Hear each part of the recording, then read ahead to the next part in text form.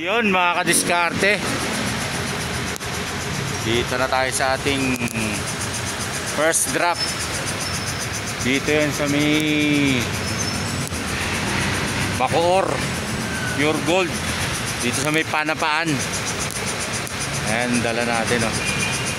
Ano tayo, 2 drops dito tsaka dun sa may Longos. Sunday, November 2. Ayan oh. Ayos tong biyahe namin na to kasi may plus 500 galing kay Petron, di ba? Kasi holiday, kaya siyempre yung incentive na binibigay ni Petron, kasi siyempre nga imbis na nag-holiday tayo, pinili pa rin natin magbiyahe, kaya yun, may 500 na incentive si Petron sa atin.